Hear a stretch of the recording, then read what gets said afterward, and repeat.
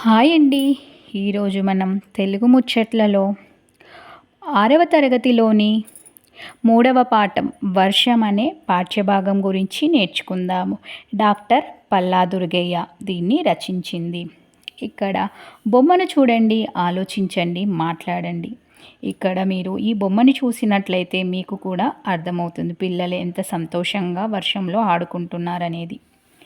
ఇప్పుడు పాఠ్యభాగం యొక్క ఉద్దేశము. పొగలు సెగలు కక్కే వేసవికాలం వెళ్ళిపోయింది. అంతవరకు వేడెక్కిన భూమిని చల్లబరుస్తూ వర్షాకాలం ప్రవేశించింది. అటువంటి వర్షాకాలపు సొగసును, సామాన్యమైన ఆ వర్ష ప్రభావాన్ని తెలియజేయడం ఈ పాఠ్యభాగ ఉద్దేశము. పాఠ్యభాగ వివరాలు. ఈ పాఠ్యభాగము ఖండకావ్యం ప్రక్రియకు చెందినది. వస్తు వైవిధ్యం కలిగిన ఖండికలతో కూడి ఉన్న కావ్యం ఖండకావ్యం. ఈ పాఠ్యభాగం డాక్టర్ పల్లా దుర్గయ్య రచించిన పాలవెల్లి అనే ఖండకావ్యం నుంచి తీసుకోబడింది. కవి పరిచయం విందాము. డాక్టర్ పల్లా దుర్గయ్య హనుమకొండ జిల్లా మడికొండ గ్రామంలో జన్మించాడు. ఈయన తల్లిదండ్రులు నర్సమ్మ, పాపయ్య శాస్త్రి. ఈయనకు సంస్కృతం, తెలుగు, ఆంగ్ల భాషలలో పాండిత్యం ఉన్నది. ఉస్మానియా విశ్వవిద్యాలయం నుంచి తెలుగులో మొట్టమొదటి ఎంఏ పట్టా అందుకున్నాడు. పాలవెల్లి, గంగిరెద్దు మొదలైనవి ఈయన రచనలు. 16వ శతాబ్ది అందలి ప్రబంధ వాగ్మయం తద్వికాసం అనే అంశంపైన పరిశోధన చేశాడు. ఈయన శైలి తెలంగాణ పదజాలంతో సున్నితమైన హాస్యంతో సాగుతుంది. ప్రావేశిక. వర్షాకాలం వచ్చిందంటే వర్షాలు పడుతుంటే ఆ బాలగోపాలం సంతోషిస్తారు. పశుపక్షాదులు ఆనందపడతాయి.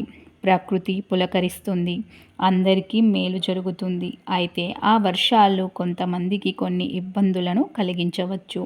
అట్లాంటి ఇబ్బందులను కలిగించవద్దని వర్షాన్ని కోరుకుంటూ పల్లా దుర్గయ్య రాసిన పద్యాలను ఇప్పుడు చదువుదాం రండి.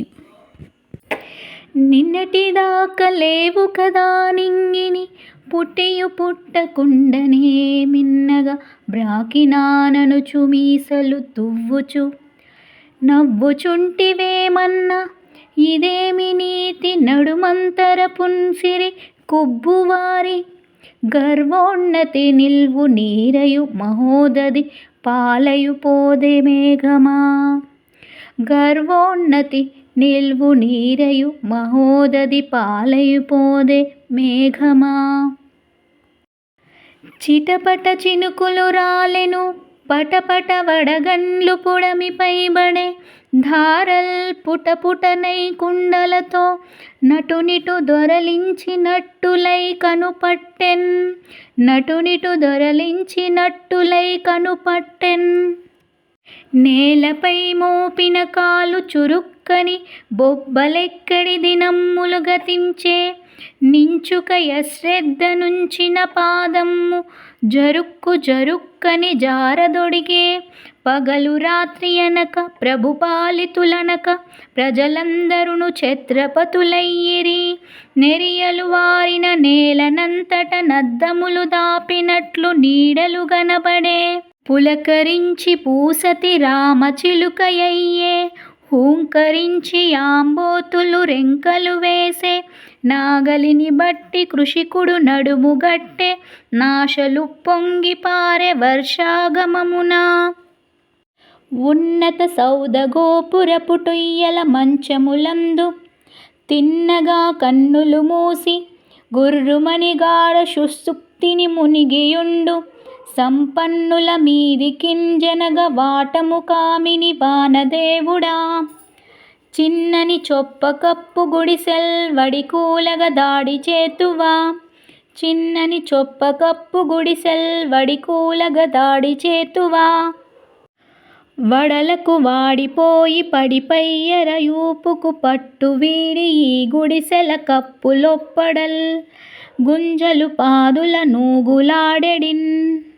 గడగడలాడుచున్నయని కారు మొగుళ్ళను గాంచినంత, నీ పుడిసెడు పేద కాపురము పొల్లొనరింపకు వానదేవుడా. నీ పుడిసెడు పేద కాపురము పొల్లొనరింపకు వానదేవుడా. గపగప చొచ్చివచ్చు చలిగాలికి కప్పులు లేని దీపముల్. రెపరెపలాడిపోయే చెలరేగిన చీకటిలో శరీరముల్. రిపులకు నప్పజెప్పిన దరిద్రులు నిద్రపోయినారు. నీవిపుడే సవారి చేసి అలయింపకు వారిని వానదేవుడా. నీవిపుడే సవారి చేసి అలయింపకు వారిని వానదేవుడా. ఇప్పుడు ఈ పద్యాల యొక్క తాత్పర్యాన్ని తెలుసుకుందాము రండి. ఓ మేఘమా, నిన్నటి వరకు ఆకాశంలో లేనే లేవు కదా. పుట్టి పుట్టకుండానే ఆకాశానికి ఎగబాకినానని మీసాలు దువ్వుతూ గర్వంతో నవ్వుతున్నావెందుకు? ఇది నీతి కాదు. నడుమంత్రపు సిరికి మిడిసిపడేవారి గర్వం నిలువున నీరై సముద్రం పాలవుతుందని తెలుసుకో. చిటపట చినుకులతో వాన మొదలయ్యింది. పటపటమని వడగండ్లు భూమి మీద పడ్డాయి. చూస్తుండగానే కుండలతో ధారలు పోసినట్టుగా పెద్ద పెద్ద శబ్దాలతో వర్షం విజృంభించింది. కాళ్ళు నేలపై పెట్టినంతనే బొబ్బలెక్కించే ఎండాకాలం పోయింది. అజాగ్రత్తగా నడిస్తే జర్రున కాలు జారుతుంది. ఎడతెరిపి లేకుండా కురిసే వర్షంలో తడవకుండా ఉండేందుకు అందరూ ఛత్రీలు పట్టుకోవడంతో ప్రభువులు పాలితులు అంటే రాజు పేద అనే తేడా లేకుండా అందరూ ఛత్రపతులే అయ్యారు. వేసవికాలంలో నెర్రలిచ్చిన నేలంతా నీటితో నిండి అద్దాలు తాపినట్టయి నీడలు కనిపిస్తున్నాయి. వర్షానికి పులకరించిన నేలంతా పచ్చదనంతో రామచిలుక వలె కనిపిస్తున్నది. ఆబోతులు హూంకారంతో రంకెలు వేస్తున్నాయి. రైతులు నాగలి పట్టి వ్యవసాయానికి సిద్ధపడ్డారు. ఇట్లా అన్ని జీవుల్లో ఆశలు నింపుతూ వర్షాకాలం వచ్చింది. ఓ వానదేవుడా, ఎత్తైన మేడల మీద ఉయ్యాల మంచాలలో గుర్రకలు పెడుతూ గాఢ నిద్రలో ఉన్న ధనవంతులు మీదికి పోవడం వీలు కాదని, పేదవాళ్ళు జొన్న చొప్పతో కప్పలు వేసుకున్న గుడిసెలు గబాలున కూలిపోయేటట్టుగా దాడి చేస్తావా? వద్దు, అట్లా చేయకు. గుడిసెల కప్పులు ఎండలకు వాడిపోయి వేగంగా వీచే గాలులకు పట్టు తప్పిపోయాయి. వాటి గుంజలు ఊగులాడుతున్నాయి. నల్లని మబ్బులను చూడగానే అవి భయంతో గడగడలాడుతున్నాయి. ఓ వానదేవుడా, ఈ పేద సంసారాన్ని నాశనం చేయకు. పైకప్పులు సరిగా లేని గుడిసెలలోకి హఠాత్తుగా గాలి చొరబడగానే దీపాలు రెపరెపలాడి ఆరిపోయాయి.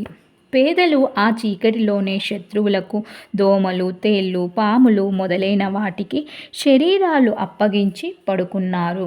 ఓ వానదేవుడా, ఇక నీవు కూడా ప్రతాపాన్ని చూపించి వారిని బాధపెట్టకు. ఈ వర్షం అనే పాఠ్యభాగంలోనే భాగంగా చదవండి, తెలుసుకోండి అనేది ఈ పాఠం వెనకాల ఉంది. దానిలో భాగంగా డాక్టర్ బిఆర్ అంబేద్కర్ గురించి ఇచ్చారు. చదువుకోవడానికి బడికి వెళ్తే దూరంగా కూర్చోబెట్టారు. మంచినీళ్ళ కోసం బావి దగ్గరకు వెళ్తే ముట్టరాదన్నారు. ప్రయాణం కోసం బండెక్కితే మధ్యలో దించి అవమానించారు. అయినా ఆ ఒడిదుడుకులన్నీ ఎదుర్కొని ఆత్మవిశ్వాసంతో ముందడిగేసి తన వంటి వారికెందరికో సమన్యాయం దక్కాలని శ్రమించిన రాజ్యాంగ రూపశిల్పి భారతరత్న డాక్టర్ బిఆర్ అంబేద్కర్.